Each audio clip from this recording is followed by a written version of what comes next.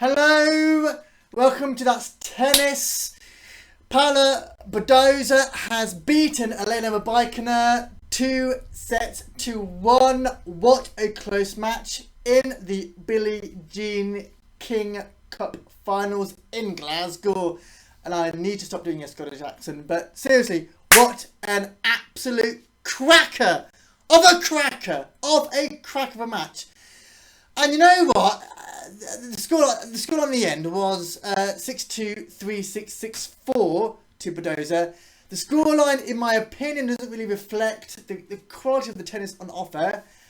And, I mean, three things really that stood out. Number one, it was Elena Rybakina's extreme power.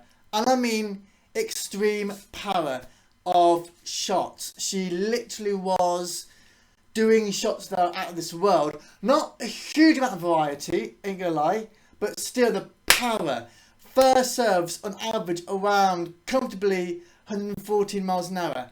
First serves at almost every other serve is ridiculous. Doing what we call the Rybakina 1-2 combo. It's pretty much the classic Pete Sampras serve and volley. You don't often see it now these days. They do a serve, go up to the net, and then try and get the other direction. So accurate. And when I talk about accuracy, I'm about literally right on the line. It was that bloody accurate. It was that it's like fucking hell. Like, how is she doing this? Number two, Paula Badosa has got extreme cardio because she was running around like an absolute mare. She had no choice. She was absolutely pounding that tennis court service like her life depended on it. She is such an extremely fit woman, and she had to be, and she knew, and I think she twigged early on that for her to get past Elena Rybakina, she had to find a way to really do the laps. She earned the victory.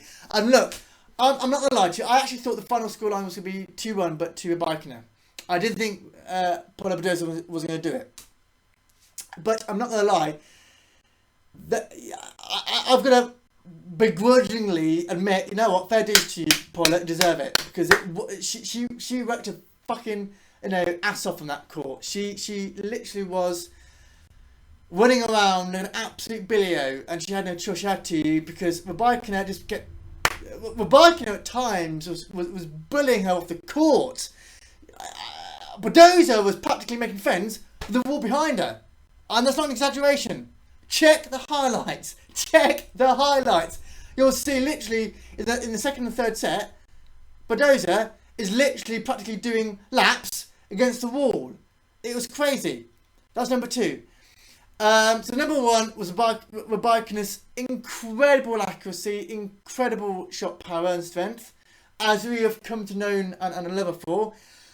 Number two, it was Badosa running around, like working her ass off big time. I mean, she had to. And number three, and more on a sad note really, I have seen many matches this year. I have seen Nadal win both the Australian Open and Roland Garros.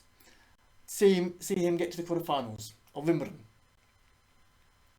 I have seen a lot of Emma Raducanu matches. I've seen a lot of Beatriz Hanemaya matches.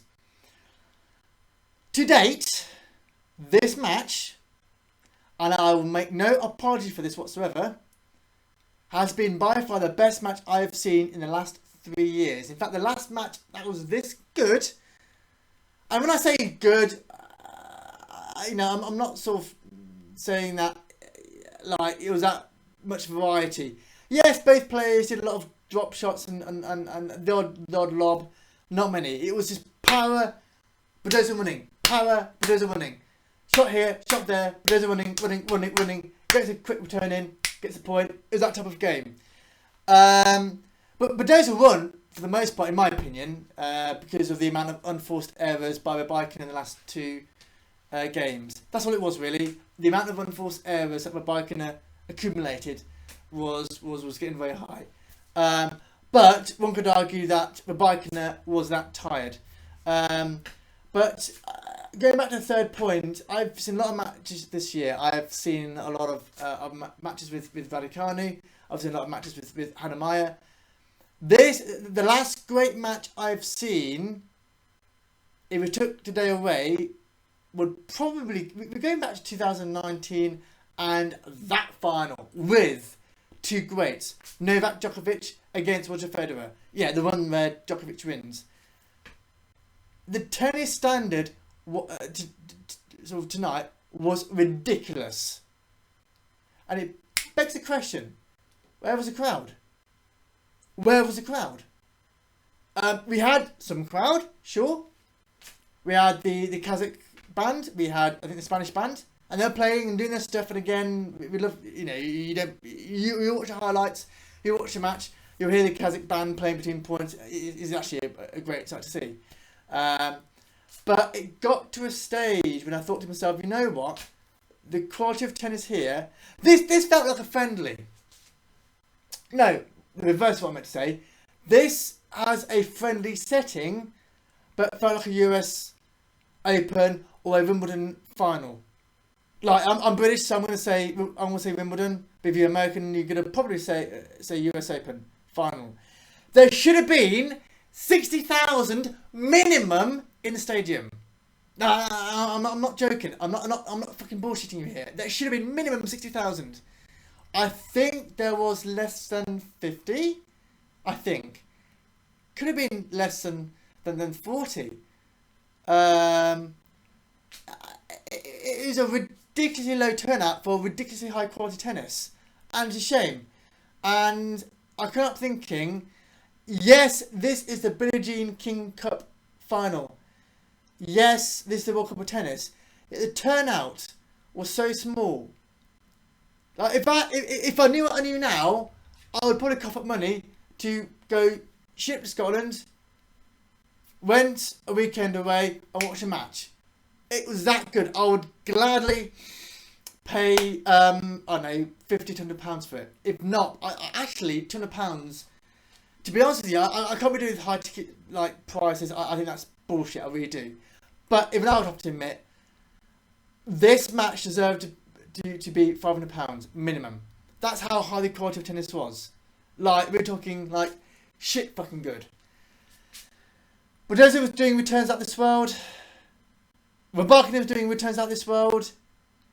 The only reason, in my opinion, that Rybakina lost that one was because she had momentum in that third set. There's no two ways about it. She had momentum. She was actually a break-up at one stage, early on. She was a break-up. She lost because in the last two games, she just got panicky or whatever. You know, she tried to keep calm and she maybe forced it. Like some players, they're like, what's the term? They push. You know, you hear the term in sport. You know, the player is pushing it, and maybe Rybakina was pushing it a bit, and that's why she was giving away a lot of unenforced errors, like shitloads. But take absolutely no credit away from Badosa whatsoever. She deserved the victory, yeah, it was such a tough, nitty gritty. I mean, Rybakina was pretty much bullying Badosa up on stage, despite the fact that Badosa was 6-2. Badosa won the first set 6-2. Rybakina, and I kind of knew this was going to be the case. Rybakina didn't really turn up until the second and third set. I kind of realised that Rybakina was having like a slow start.